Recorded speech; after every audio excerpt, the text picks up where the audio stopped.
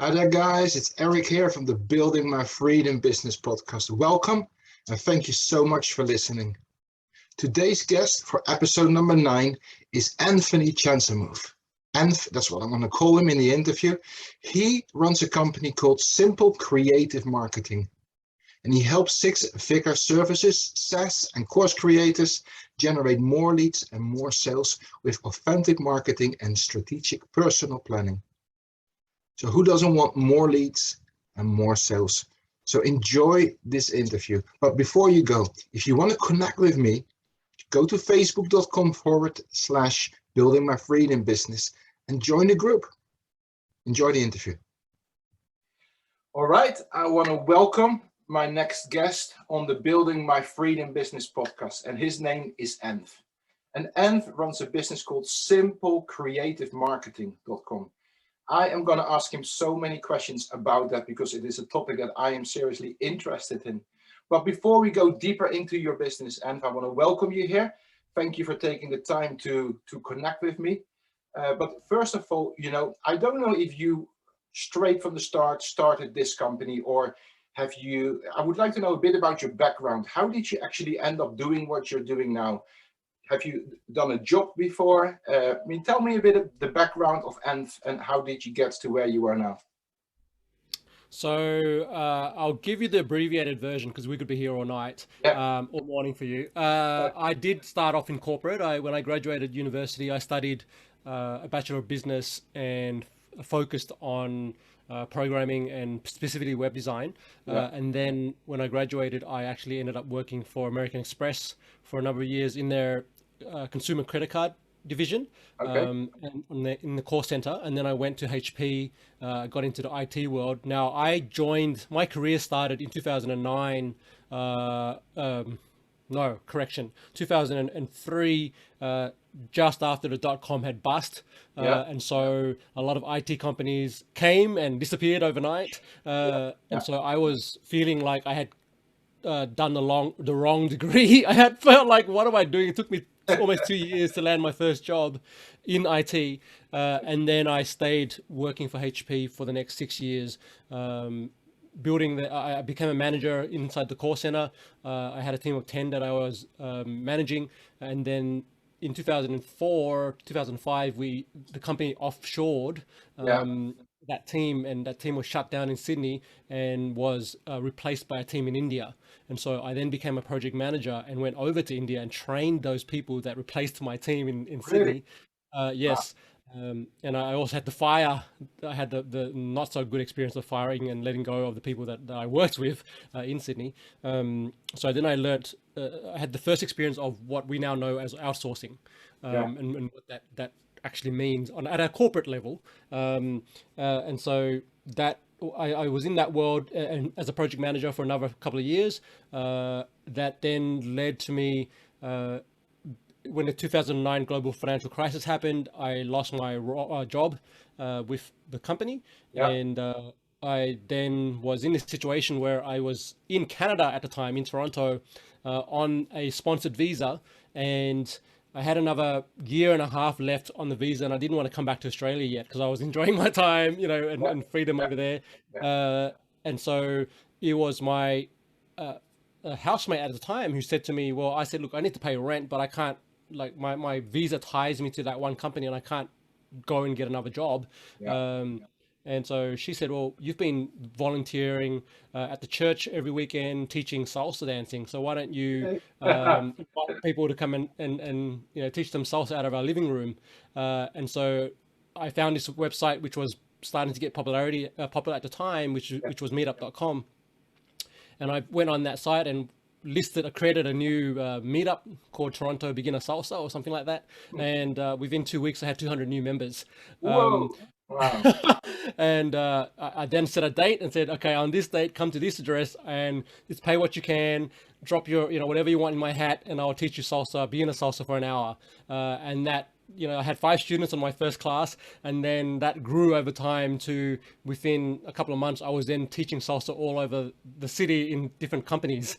And that became my hustle at the time. Can I interrupt you because you got my curiosity tickling here? when in life did you became passionate about salsa?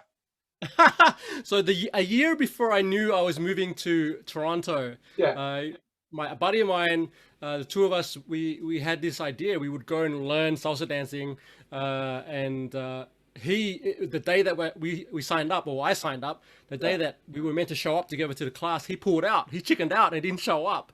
So I went on my own, and then just I hated the first few classes. I sucked. I was really terrible. I was going to give up, Yeah, and I stuck with it. I thought, you know what, I am having some semblance of fun here, yeah. and that became a joy for me, and it was really a good stress relief mechanism. It was a good way to meet people, and it stuck with me. So by the time I got to Toronto a couple of years later, I was intermediate level, and then I signed up for another class over there, and just kept on going. And was that your first experience to actually offer a course or an activity, and in return people pay you something for it? Was that sort of Absolutely. okay? So Yeah. you're doing your salsa thing there. You're still in Canada. Did Yes. you go back to Australia after that, or I did. So my visa expired in 2009, yeah, and I tried to renew, but I didn't qualify to get the extension, yeah, and so I ended up coming back to Australia. I will mention at this point, whilst I was teaching salsa in the evenings, during the daytime I was learning all about Twitter and Facebook and social media, okay, and I was volunteering for a non-profit and helping them run social media campaigns. So that's how I built the ability to write. I was blogging from 2009. I was blogging for about 3 years straight every day, yeah, and learning how to write and craft content. And then when I came back to Australia, I was then a social media strategist and had some experience working with real business clients. And then I met a guy at an event. It wasn't a dating event, but I met him at an event, and we kind of hit it off. He was a Facebook ads guy. I was a social media guy. We got together, and then we started a ads agency, and we ran that for a couple of years. good. So you didn't start your own business from the place of, man, I am so frustrated being in this job. I hate the restrictions that I only have so many weeks holiday. Tell me, what was it that you just came back to Australia and it was like a natural progress into starting your own company, or partnering and starting your own company? Is that how it went? And well, you did actually get it right. I did when I was working for that Fortune 500 company. Yeah, I was burning out big time, and before they let me go, I was already had the intention of leaving, because I ended up in 2006. I ended up in hospital with a brain surgery because I was working 60 hours a week, wow, and I had already at that point I was already rethinking what I was doing with my career, and asking questions like, is the money worth it? yeah, What's the point of having money if you don't have time to go spend it? You can't meet people, you can't hang out with your family, you can't do any of these things. yeah, And we were drinking a lot. Myself and the team members, we were drinking a lot of alcohol, yeah, and just avoiding dealing with a lot of the stress that was going on in the work, yeah, and feeling like we were trapped. And on yeah, reflection, I did this reflection a couple of years ago. It was really a toxic environment, and I was on the way out. So yeah. Okay, so yeah, back to your statement, I did feel like I was trapped, and I did yeah, feel like I needed to find a better way. good. Now that gives a better picture, because most people have got a specific thing that happened to them in their life that drives them into another situation. So you started this, you partnered with this guy, and you said you run it for a few years. Yes, so So we when, ran this. Yeah, yeah, no, go on. yeah. I was going to say we ran this Facebook ad agency for a couple of years. Yeah, We were doing quite well on the surface. So we were, the business was the revenue was increasing, yeah, but we were not pulling a salary. So either of us were not getting paid for those 2 years, and so it got to a point where we felt it wasn't. We made a decision, it wasn't working, and we were also headed in different directions. And so for me, I was enjoying more, like, I'm a natural teacher. I love to teach. That's my number one passion. And he's more into the details, and he would like to get into the metrics and all those sort of yeah, things, which it's not my world. Yeah. So it worked as a partnership, but we didn't have the financial understanding to Yeah. really make that business work. Yeah.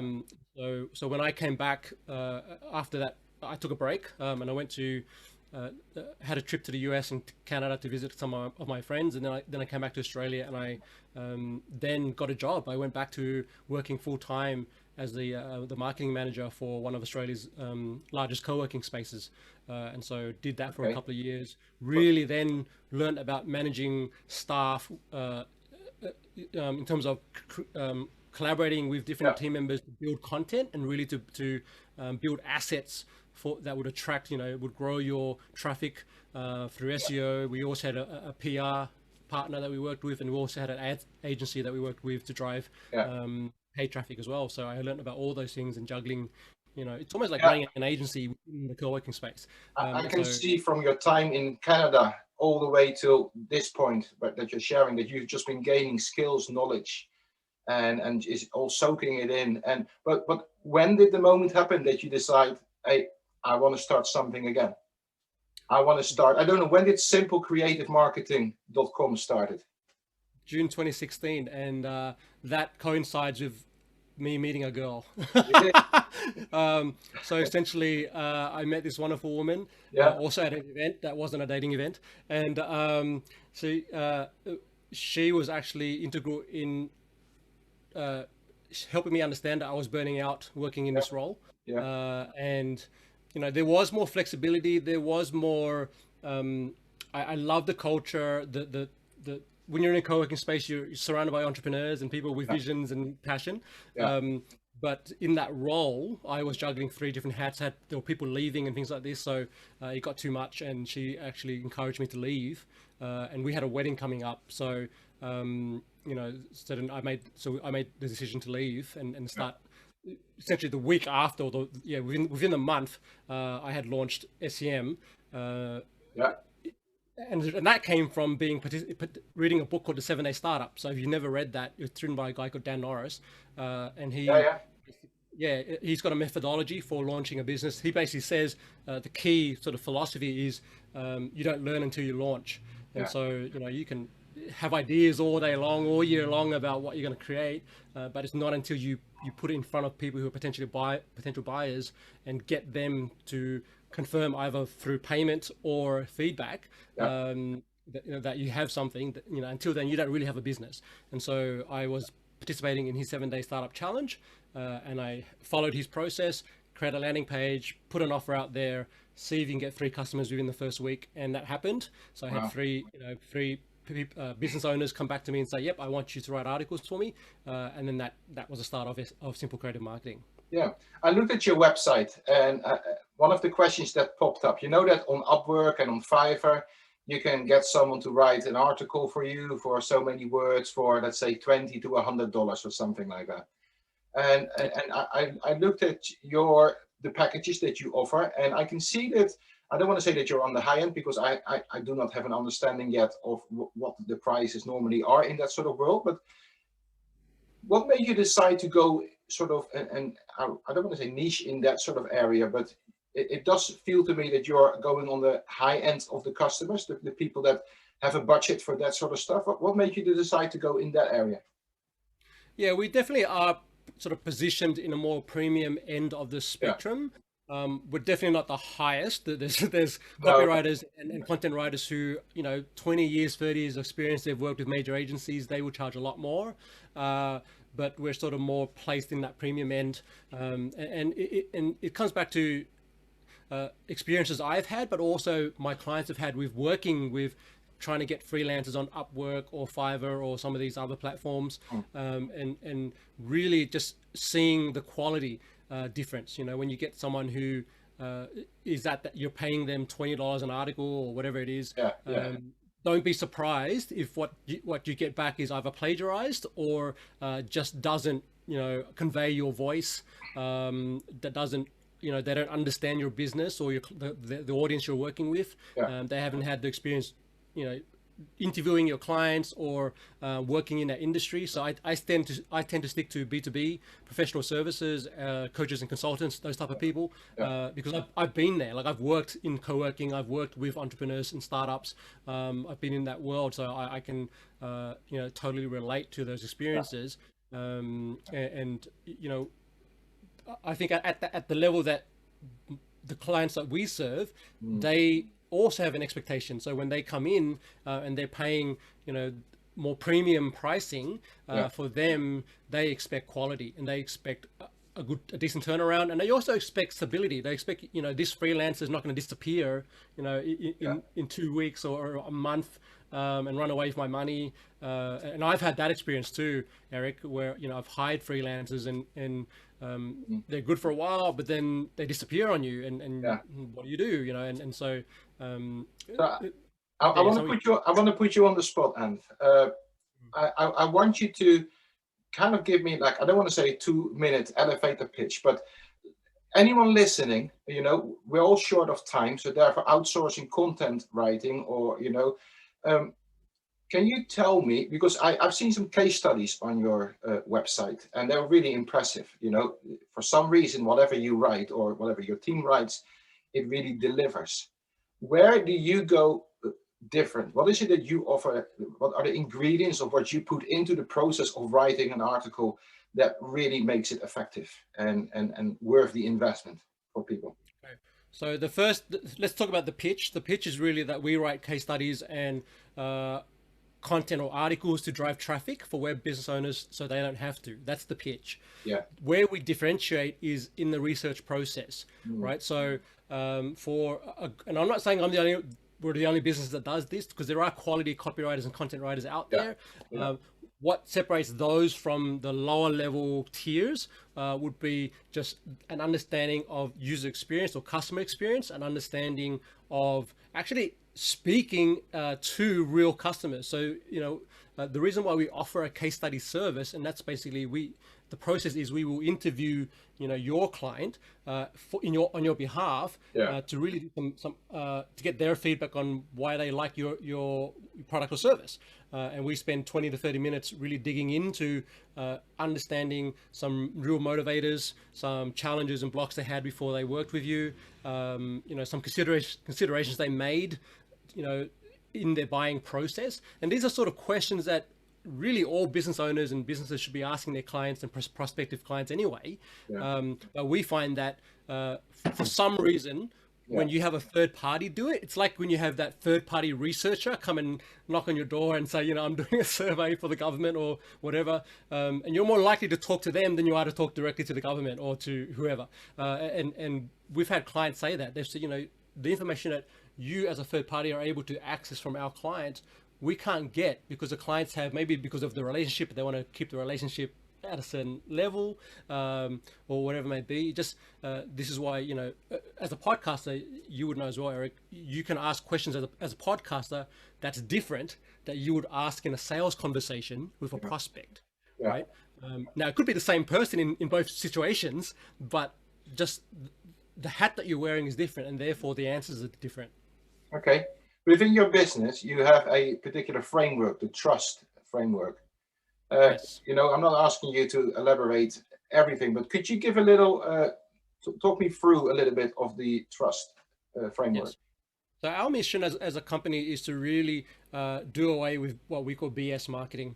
And what that means is really coming down to how do you convey an authentic brand voice? How do you actually share your motivations, your values, your mission, the impact that you're making or want to make, and also, why certain clients work best with your specific business, right? So there's an activity here around brand, developing and understanding your brand, but then we, as your outsourced partner, would come in and use our framework, which we call the authentic marketing framework. And so let's break down trust, right? So trust is, and this comes from 7 years of really developing content and working with different types of businesses.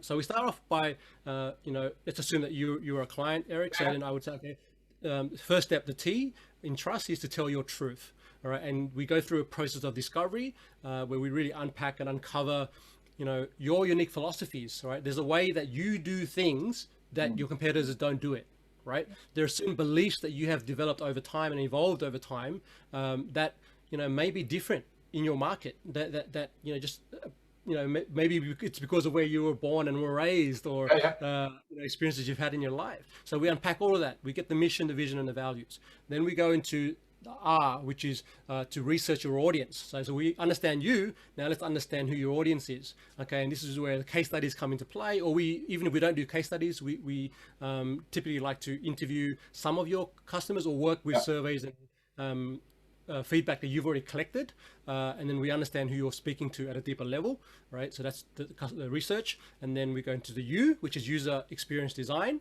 And so for me, I'm a content geek. So for me, it's all about, it's not just words on a page or images on a page. It's how do all those elements play together to express what you're trying to express in the way that the person who's receiving it gets what you're trying to say to them, right? And connects and resonates with that. So we actually look at designing your marketing system, right, in a way that it considers what the prospect wants. So a lot of marketing that's done wrong, particularly in B2B, is very much from the perspective of the business going outward. This is what we want as a business. We're trying to qualify for this type of client. We're trying to do X, Y, and Z. We want to push them through our funnel. So even the language is like, it's all about us, right? Where we flip it and we focus on is, well, what does your prospect want? What kind of experience would they really enjoy? So that when they're going through the experience and reading your blog and going through a funnel, they're just loving it. And they go, oh, well, I love that experience. Therefore, if I actually pay for a service, all right, I'm going to get that similar experience because I've already had the experience as a prospective buyer, right? So that's where the U comes in the trust factor framework. And then the S is system. So then we then develop a system for content creation and sharing, right? It's not just producing the content, but how do we actually effectively distribute the content, right? And get it into the right channels to connect with the right audiences. And then we test and measure, which is the final T in the trust framework, which is test, measure, and refine. So when we're using data, we're looking at Google Analytics, we're looking at whatever other tools you might use to determine the effectiveness of your marketing, all right? And then we tweak and we start again. Cool. That's fantastic, man. If you, again, I'm putting you on the spot. If you think about one of your customers who had a real transformation because they engaged with you, can you think of one of those examples and share maybe what difference it made for them?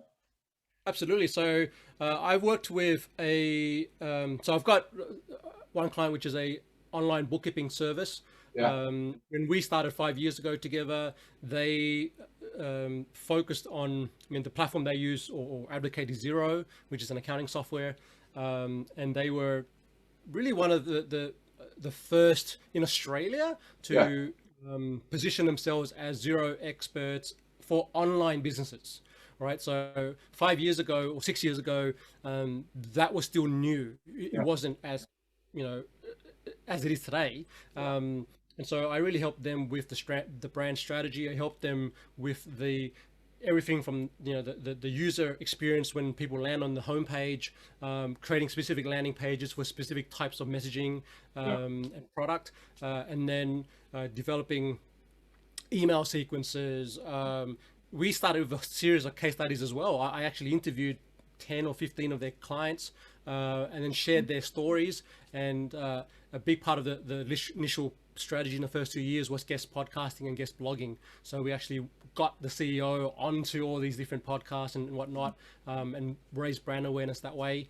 They're also a member of Superfast Business, how we met through But shout out to Merrill Johnston and B Ninjas. So so I really helped build that initial traction, and then we got to a stage in 2 years ago where all the efforts we had done with consistently blogging and putting case studies up and things like that, the traffic of the website essentially doubled overnight, and then each year from then it's gone double again. So we've also worked with an SEO agency that informed the SEO strategy, but they would come back to me and say, we need content on these specific topics, and I went away and produced that content, and then I worked on the distribution channels, which is what I shared with the trust framework. We looked at how do we get this content into the right places that would bring and attract the right audiences. And I'll add one more channel that was really important for us, which was online communities. So, big, often maybe not so thought about strategy is to actually think about what communities do your audience or your target buyers participate in, and then you would join that community and be active there, and then that's where you share your content, you share all these insights and things and you teach, and you active, and you're not selling. What you're doing is adding value. And then in time, what ended up happening was we would then end up becoming the partner for accounting and finance, right? And the virtual CFO and what these sort of things, and that's how we would also sponsor their conferences and events, and all of that played into the positioning that the company had. We also won the Zero Bookkeeping Firm of the Year in 2019. Zero Australia said this is the #1 company for zero bookkeeping, services. So that helped with just growing media exposure and all these other things that came with that as well. It's amazing to see how passionate you are. It's like you're living and breathing, content creation, and it just makes me inspired. I feel inspired just by listening to your passion for content, and I can see the benefit, because if you write correctly, it's an evergreen. It's gonna hang in there. Google will find you, so I can see the benefit and the return on investment as well. That's great. You already mentioned him, James Fremko. We got connected through Superfast Business. I personally find the connections that I found within Superfast Business really helpful. How has it been beneficial for you to be part of that community and having access to James? So a couple of key things. One is meeting amazing people like you, and just people who get the experience in the journey. It's when you're building your lifestyle business and your freedom business, it's not easy. It may look easy when you're talking to someone who's like surfing every day, like James. But again, even for him, he's a 10-year, 20-year journey to get to where he is today. And it's just great to have a community of people who are supportive, who understand what it's like to leave maybe a corporate job, and just the scary, I don't understand the finances. I don't understand, the impact that's going to have on my relationships. You don't go to sleep because you have 1,000 ideas that you want to pursue. And then, meeting good people, having those quality conversations, then also meeting strategic partners. So I actually went to Superfast Business live in, I think it was April last year, or right before the pandemic. Anyway. Yeah, the last one. Yeah, I met a few people. I think you might have had Gert on Gert Malik on your one of the episodes. Yes. So I met Gert there, and we've partnered up, and he runs an SEO agency, I run content agency, and so we've kind of helped, our clients have benefited from that meeting, right? And so that's one example of just the power of being in the right community and working with the right people. Good. I know we're running out of time. One last question for you is, what's the future for you? What's the future for Simple Creative Marketing? So I'm going to give you fill you in on a secret. So I'm actually going through a rebrand process. All right. Taking my own advice that I give to my clients, which is, when the messaging of the market changes, that's when it's time for a rebrand. My website is super slow. It was designed 4 or 5 years ago. I've got people like Gert saying it's so slow and you got to fix certain things. I'm going to do, I've got my developer designer she's on leave at the moment, but when she comes back, we're going to go through the process of redesigning the site, making it faster, making the user experience much better, much cleaner. I'm also really looking at a couple of other areas that I'm working on, which is introducing different revenue streams for the business. And I'm starting to really learn and engage in affiliate marketing and learning how to use, so I'm building an audience and have been, so I've got this email list I've been building for the last 5 years of business owners and whatnot. And, but then looking at, well, how do I actually recommend tools that I'm using for my clients? And not everyone is in a space to hire us, but they want to learn from us. And so, and as you can say, I'm really passionate about all this stuff. So I want to teach, well, here are some of the tools that I'm using, and you can go and use that too. And here's a trial and go and play with it. And my journey in the next 5 years is really to get to that financial freedom. Great. and the business in a place where I've got a team in place, you know, to support the clients. I'm more visionary. I'm more CEO. I'm more out there speaking and connecting and doing podcast interviews. And then more the team. I have someone running operations and you know, team members who do the content, right? So that's where I want to get to in the next 5 years. Good. Someone is listening and says, man, I want to connect to Enf. Where can they go? Have you got either a freebie or something, I mean, where people get to know more about you? Tell them where they can go, and if they want to connect with you, what they need to do. Absolutely. Thanks for asking, Eric. So I have put together a couple of bonus gifts for listeners of this podcast. If you head over to simplecreativemarketing.com/Eric, you can then jump on that page, and there are a few, there's a free case study guide, basically how we do case studies, so you can actually download that and use the templates and do it yourself, and also some training there you can access on how to really use case studies to grow your business.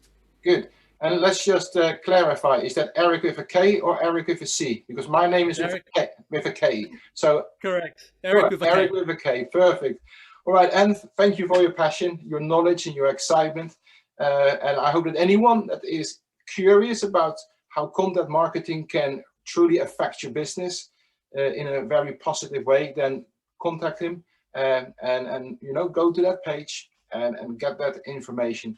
And thank you. And I look forward to connecting with you in the future, and you know, get to learn more about you and your business and see what is going to happen with the rebranding. Have a really good day, and speak to you later, mate. Take care. Thank you so much, Eric. Appreciate it.